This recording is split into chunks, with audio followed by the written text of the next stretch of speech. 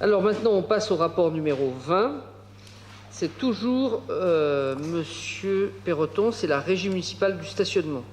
La modification de l'article 3 des statuts et la modification des conditions de désignation du directeur de la régie. Bien. Les statuts de la régie municipale chambérienne de stationnement ont été adoptés par délibération du conseil municipal du 30 mai 2011.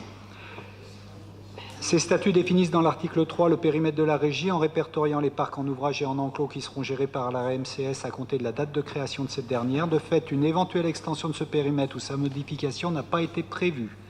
La collectivité souhaite transformer à l'automne 2016 la place de l'Europe en enclos.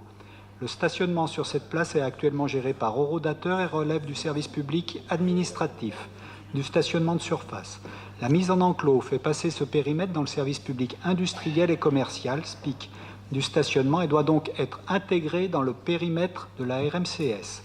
Il convient donc de modifier les statuts de la RMCS afin de permettre la prise en charge des travaux de mise en enclos de cette place ainsi que de la gestion de cet enclos.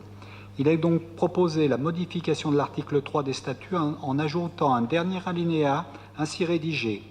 Seront intégrés dans le périmètre de la régie tout ouvrage ou mise en enclos qui serait réalisé postérieurement à la date de la création de la RMCS et relevant juridiquement du service public industriel et commercial du stationnement en ouvrage. Par ailleurs, le conseil municipal, dans cette même délibération du 30 mai 2011, a accepté que le directeur des services techniques soit désigné par le maire en qualité de directeur de la régie.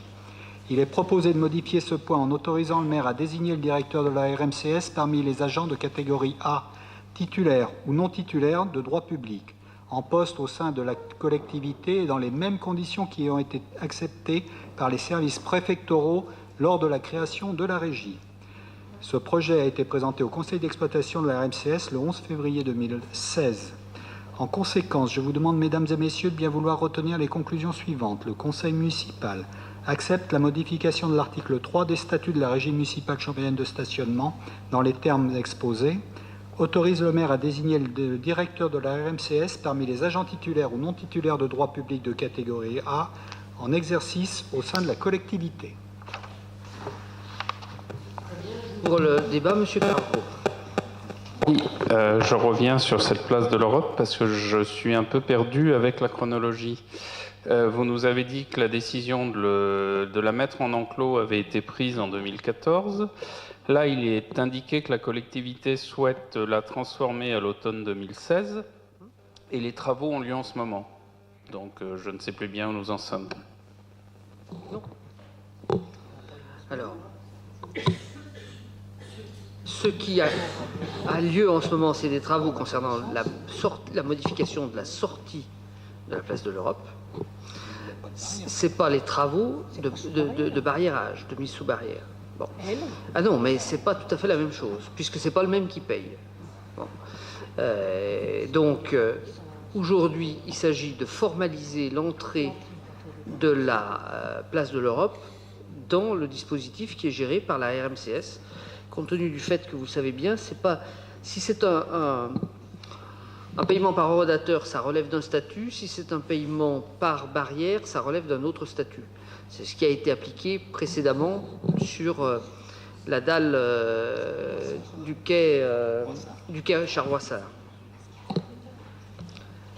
Y a-t-il d'autres questions? Monsieur Ruffier. Bon, écoutez, monsieur le maire, je ne vais pas revenir sur les questions de méthode que j'ai évoquées tout à l'heure. Au contraire, je voudrais vous féliciter, une fois n'est pas coutume, pour votre souci de la sécurité des Chambériens. Il y a quelques semaines ou un mois ou deux, je m'étonnais du projet de démolition du bâtiment 6 dans la zone du Grand Verger qui va entraîner la démolition du Jazz Club, des locaux Larsen, autant de lieux qui fonctionnent parfaitement depuis des années sans le moindre problème et qui apportent vraiment. Et alors on m'a expliqué, ah mais mon pauvre monsieur, les tremblements de terre. Et les tremblements de terre, le bâtiment n'est pas prévu pour les tremblements de terre.